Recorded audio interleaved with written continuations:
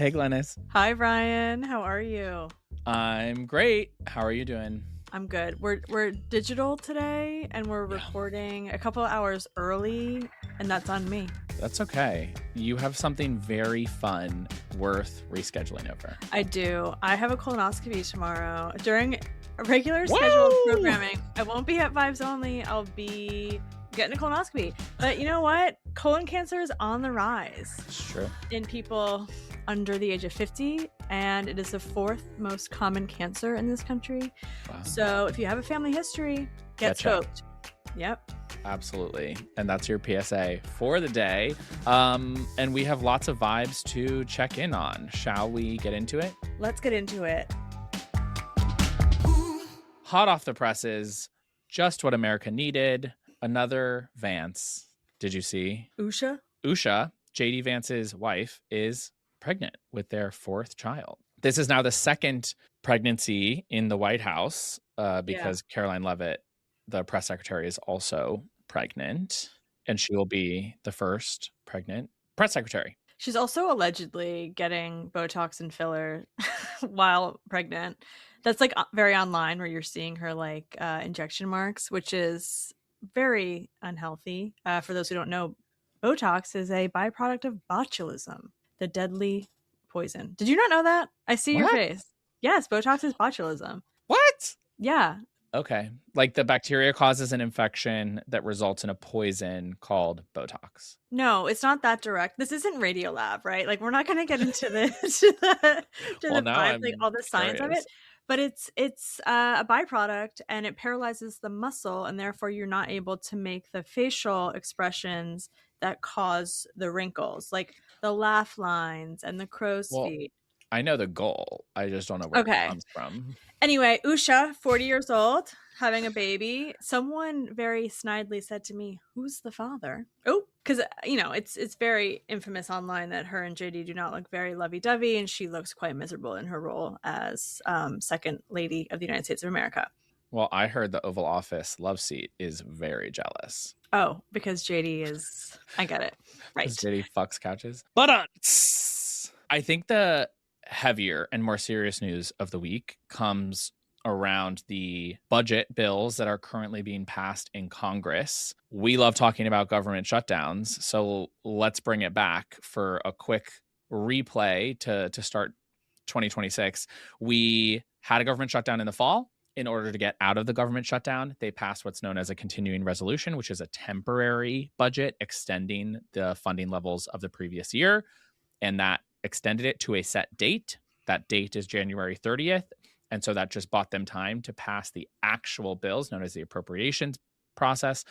And now this week, they're up against a deadline trying to pass all these bills to fund every federal agency. One of those bills is focused on DHS, Department of Homeland Security, which includes ICE and TSA and other agencies.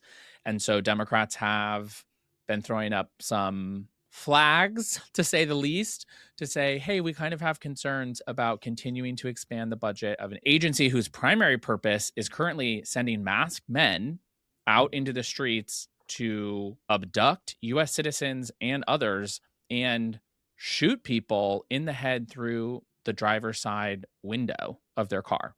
So I think they have a lot of concerns about that. Yeah. We have concerns. Murdered by MAGA. Some follow-up questions I have for you on that. The way I look at this is two things, right? I'm seeing a lot of politicians coming out and saying abolish ICE. Mayor Hamdani said that today. One, is that even possible? The answer to that is no. So the defunding of ICE, is that possible? Yes or no? No, not in sort of any practical situation. The reason that we can't defund ICE directly through this process in a way that a lot of people online seem to think is that we just did this. We literally just had a government shutdown where we hit this deadline and didn't pass any funding for DHS. No new money was allocated to DHS. So therefore, it would theoretically be in the same situation as like the national parks were, where national parks actually were closed. But the issue is the executive branch has wide latitude in what they can deem as necessary, and they move money around to keep funding it. No ICE agents were pulled off of the street and sent home as a result of the government shutdown in the fall. It did not have that effect. They continued to send more and more. And so we have no reason to believe that them not having budget appropriated to DHS would result in them recalling ICE or laying off ICE agents en masse when they've already passed funding last year through the big ugly bill, about $75 billion for ICE. So there's already money there. Should we extract things? Yes. Are we going to successfully zero out the line item of ICE or any other sort of DHS function through this process? No. Yeah, I think it's just, it's a very popular talking point online right now. And I think rightly so, people want to feel some sort of control or opportunity to do something. But of course, we don't have the legislative power to actually do that. Do you think we being the Democratic Party, shut down the government again? No, and they're not going to. I'm very confident they're not going to do that. The reason the government shut down in the fall was because there was such strong demand for it from the base, which was incredibly focused on the issue and organized. And for a multitude of reasons, most people don't even know that this is happening. Senators do not feel the level of pressure that they did in the fall. And senators who tend to be more practical overall than I think your median organizer, who's maybe ginning up the energy, is looking at what happened in the last government shutdown. And they're still hearing now, I'm sure, from constituents who were hurt by the shutdown, and they didn't get what they wanted. There are no subsidies for the ACA. 2 million people lost their health insurance this month. So they only saw loss. There are certainly some senators who saw it as a positive, definitely don't regret their votes, et cetera. But I think that to initiate another shutdown when the last one was not effective in getting them what they wanted is a tough sell. Nor are we really talking about healthcare today. As someone who is paying a higher premium and saw the headline of 1.5 to 2 million people decided to not re-sign their affordable health, well, affordable, that's a rich term, their ACA. I also want to say, if you have ACA on the New York State marketplace, make sure that if you switch health insurances, that your other insurance was canceled. Mine was not. I got a bill from Anthem for $1,600, which would have been my new premium, by the way. It would have gone up 100%. And I called them and I said, I'm not insured by you anymore. And they said, well, we don't know that. It's crazy out there. It is crazy out there. So if you have ACA, double check and make sure that you have your automatic payments off for any old health insurance. Yeah, that is crazy.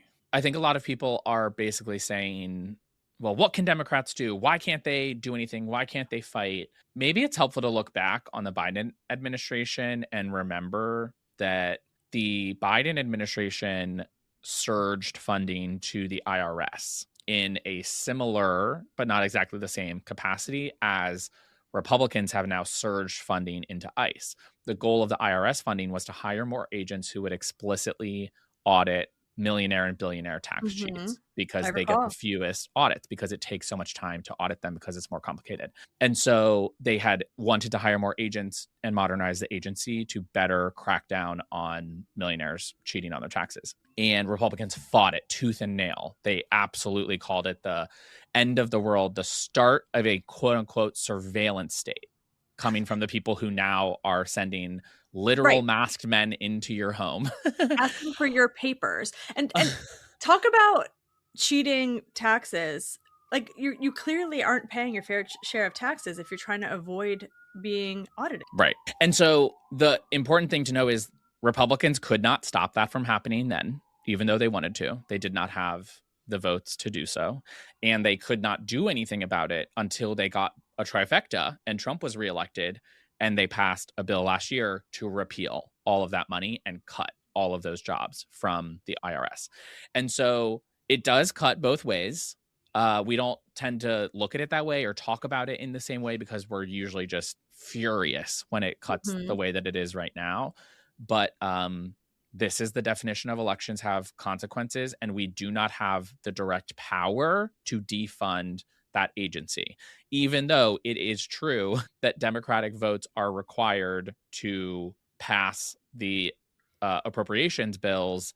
That does not equate to veto power over the function that we know can be designated as essential in a shutdown. So options are limited. The long and short of it is our best bet is to extract concessions through the normal negotiation process and ultimately provide votes in order to restrict the level of funding going to ICE, which we can do with good negotiators. Yeah.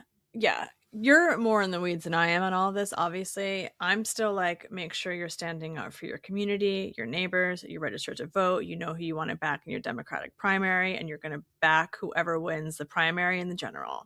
To your point, elections matter, and we are in an election year. I want to pivot because I think people aren't paying attention or are not paying as much attention to this DHS conversation and the potential federal government shutting down yet again, because Donald Trump, who is amazing at capturing the attention economy, has done so yet again with Greenland and Davos. Yeah, we've seen a absolute onslaught of headlines for the last 4 days, maybe 5 days, surrounding Greenland as things really seem to escalate. A group of countries in Europe had issued a statement basically saying, back off of Greenland. We are expressing our solidarity with Denmark, and it would be insane for any NATO ally to invade a territory of another ally. That turned into Trump posting about 1,000 times on social media, more and more aggressive things about Greenland. They apparently were floating the idea of paying every resident of Greenland $100,000. They continued to say that they would acquire it one way or another. People like Stephen Miller coming out and making statements about the use of force and the use of the military. Or a $700 billion cash offer. That was the financial, what's being floated around allegedly as a financial offer is $700 billion cash and $100,000 to each citizen of Greenland. And I got to say, I don't think that's going to land very well with Americans who are fighting tooth and nail to put food on their table. Right. Yeah. If you look at the polling of who thinks it's a good idea for the U.S. to acquire Greenland at all, it is a unifying issue for the country. Trump finally brought us together against his plan to acquire Greenland. I think it's somewhere around 15 or 17% of people, something like that, support the idea at all. Once you specify using the military, should America acquire Greenland, it's non-existent support for a military invasion of Greenland. Of an ally. And then Trump had a private text conversation with President Macron of France, and then was posting the screenshots publicly. That's of what insane. Emmanuel Macron is texting him. Which again is just like, these people are not statesmen, to say the least. These are bullies who are out of their depth, and they are unifying the rest of the country against the United States. Did you know that there are now apps that are being used widely in Europe for people to identify American-made products and businesses to avoid them? No, but it doesn't surprise me. Did you know that at Davos, which we have to talk about, the Canadian Prime Minister got a 5-minute long standing ovation for talking about how the world order with the US at the top is over? I don't know what to say besides Donald Trump is the biggest loser I have ever encountered in my entire life. And he is making all of us losers on the global stage. He really is. I have a quote here, actually. At Davos, so if people know, it's like the gathering of, honestly, the elite of the world in many ways. A lot of world leaders and billionaires all gather at this conference. And Canadian Prime Minister Mark Carney said, talking about the relationship with the United States, there is a strong tendency for countries to go along to get along, to accommodate, to avoid trouble, to hope that compliance will buy safety. Well, it won't. Let me be direct. We are in the midst of a rupture, not a transition. The European Commission president, so talking about like from the perspective of the EU, called for, quote, permanent independence from the United States, warning that waiting for a post-Trump return to normal would only deepen Europe's vulnerability. So basically saying that Europe's going to go their own way and they don't want to work with the United States anymore on what the future world order should look like. It's horrifying, right? Because one Trump administration was like, sorry, guys, we really fucked up. We fell asleep at the wheel. This nut job got in the car and started driving under the influence. Second Trump administration, people are like, okay, I'm getting out of the car. I'm not on the same highway. I don't want to be on the same road as you. You're dangerous behind the wheel. And this is something I feel like more people need to talk about, which is his mental capacity. I really do not think that he is all there, and is obviously all of his policy, whether it be his idea or he's just a useful idiot for the Russ Votes and the Stephen Millers of the world, to say that he's more motivated to acquire Greenland by any ways necessary, especially now, not peace, because he did not win the Nobel Peace Prize. That's right. Insanity. It's truly so. It really does frustrate me. There's parts of me that I'm like, you know what? Listen, like, does Europe need to be partly responsible for their own self-defense? Sure. But so should America. We should care about the safety and security of our European allies. How does it make you feel? Like, you're a world traveler. How do you feel as an American when you step off the plane in LATAM or in Europe or elsewhere globally? I think that I'm less safe generally abroad now, especially in certain instances, not in London, but like when I go to South America, I'm more concerned carrying around a US passport than I was in the past. And I mean, I'll never be ashamed of being American. I'm not, but I do always feel like I need to explain and qualify and try to give people a sense of those of us who are on this train against our will. Right. And I think it speaks to our career choices. We're almost hyperbolically American in that we've dedicated our professional lives to making sure that the America that we live in is more equitable and just and representative of a true multiracial democracy. But yeah, this is so embarrassing. I know that seems so like such simple terms to talk about, this catastrophic geopolitical policy, but it's so embarrassing. It's so embarrassing when you also look at what's happening on the streets of America, when you look at what's happening specifically in Minnesota, and that is not the America that I know most of us want to see or live in. It's really disheartening, but we soldier on. We have to. What else about Davos? Trump is giving a speech on Wednesday. Let's just see what he has to say. I want him to be booed. It'll be interesting to see how Davos responds to Trump. Did you see Mike Johnson gave a speech to Parliament? Yeah, and he was like, yeah, we're going to take Greenland. Is that what he said? I haven't seen. Well, no, but he's now more and more Republican losers, not leaders, losers, are aligned with the Trump foreign policy of taking Greenland by any means necessary. We didn't mention this, Brian, but I think we have to. Today, the day that we are recording, is the 1-year anniversary of Trump's inauguration. It's true. So in the 1 year that Trump has been president, I'm just going to run you through some numbers. This is the hill you die on. I'm going to die on this hill with you. It is so perverted how Donald Trump has co-opted the office of the presidency for his family's wealth. The family has made $23 million from licensing the Trump name since his reelection. They made $28 million selling a documentary about Melania Trump to Amazon. Major tech and media companies have settled over $90.5 million in lawsuits since his reelection to Donald Trump. Qatar, lest we forget the jet, is giving him a $400 million jet that he will use as Air Force One and then keep for himself when he leaves the office of the presidency.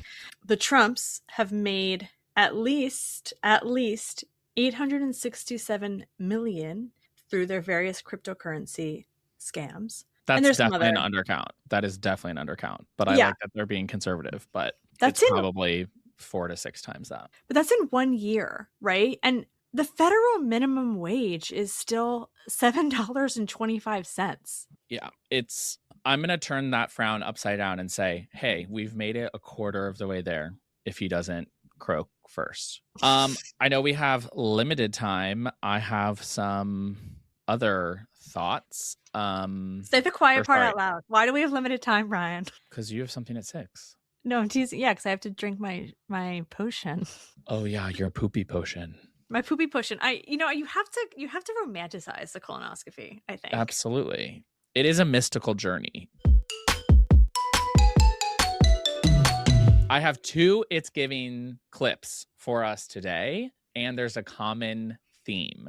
This first one is from Scott Bessent, who is our Treasury Secretary and is speaking on stage at Davos to his fellow billionaires. We are going to give guidance at some point to see what is a mom and pop that someone, maybe your parents for their retirement, bought 5, 10, 12 homes. So we don't want to push the mom and pops out.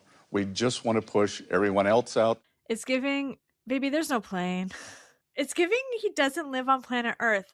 Whose mom and pop parents are buying 6 retirement homes? 5, 6, 12, he said. We can't even afford our rent. No, sorry, 5, 10, 12 homes. I mean, what it does for you is it confirms your thesis of like boomers have ruined everything. I don't agree with that thesis, but it also is giving out of touch, baby girl. No, it's truly giving Lucille Bluth. I mean, it's 1 banana, Michael. What could it cost? $10? You've never actually set foot in a supermarket, have you? No, literally. He's so out of touch. It is frightening that this person is in government. It's literally insane. Scott Bessent is, remember, this is the guy who says he's a farmer who's worth hundreds of millions of dollars. He says that I'm a farmer. I'm a average Joe with his 12 homes. He's gay, right? Yes. One of the gay supervillains of the administration. Not the only one. Okay. This also was making the rounds. Another member of the Trump administration, the richest administration in history, who had some advice for everyone on their next grocery shopping trip. Are we actually asking Americans, especially those who are living on the margins, are we asking them to spend more on their diet? And the answer to that is no. We've run over 1,000 simulations. It can cost around $3 a meal for a piece of chicken, a piece of broccoli, corn tortilla, and one other thing. And so there is a way to do this that actually will save the average American consumer money. It's giving summer diet. I'm ready for Fire Island, a piece of chicken, a piece of broccoli, a corn tortilla.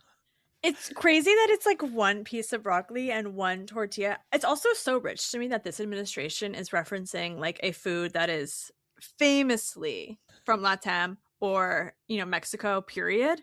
Yeah, genuinely so out of touch. Get your chicken, broccoli, corn tortilla dinner for $3. That wouldn't even keep like a 1-year-old full. It's basically giving Trump rations, right? In 2 more years of this economy, we're all going to be lined up for our little MREs, our meals ready to eat, chicken, a piece of broccoli, a corn tortilla, and you'll be on your way to the work camps. No, I don't even eat meat. What am I supposed to have? Like, tofu is expensive. You can make do with your broccoli and corn tortilla. It's so insane. Okay, I have a clickbait for you. All right, hit me. Okay, so I have a clickbait or double click. I only pulled one because the news was just like really overwhelming me. Wait, where did it go? Okay. Elon Musk calls Ryanair CEO an utter idiot, floats buying the company. Who? Of Ryanair? Clickbait. Wait, why do we care? Here's why I care. One, if you've ever flown Ryanair, you know that airline, you have to pay them to say hello to you. Like, it is famously very, very, very low cost. They were even debating having standing room only on some planes, which seems like very dangerous, ? It's a very famous like low-cost Irish airline.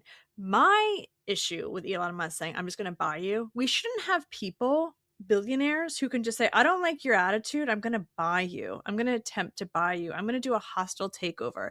And the reason why he wants to do this is because Ryanair said, we're not going to pay for your Starlink satellite to have Wi-Fi on our flights. It's going to cost us an extra $250 million a year for like the fuel, because it adds weight to the plane. And Elon is saying no one wants to fly anymore unless there's Wi-Fi. That is categorically not true. To your point of how all of this is so out of touch, it is just so out of touch. 100%. I think that's very fair. Look at what Elon's done to X. It's like a horrific site for abusers to do horrible things. Right. It's, Grok. Oh, God. Don't even get it started. I won't. Let's send him out with a good vibe, shall we? Yeah. Big victory for AIDS funding around the world, where the HIV prevention and treatment funding totaling more than $2 billion, which was cut by Trump, has been saved by a bipartisan deal where it is now moving through the appropriations bills that will restore $2 billion in the fiscal year 26 budget. This is both domestic and international funding that will go towards robust life-saving HIV programs. That is great news. It's good to hear that something that Elon butchered with Doge is being revived. Unrelated but related, do you want to know a personal campaign that I'm on for this year? Tell me. I would love to see a Broadway revival of Rent. Ooh. It's the 30-year anniversary. Yeah, sign me up for that. That's all we got for you this week. Everybody hang in there. I know it's rough, but we're almost through the coldest, dreariest month of the year. And we'll see you here next week. See you next week. Vibes Only is a production of Vibes Only the Podcast, LLC, produced by us, Glennis Meagher and Brian Derrick, with audio producer Baze Hohen and digital producer Maddie Hart. We want to hear from you. Send us voice notes, drop a comment, and if you're vibing with the pod, share it with your friends. Don't forget to like, follow, and subscribe wherever you get your podcast. We'll see you next week. See ya.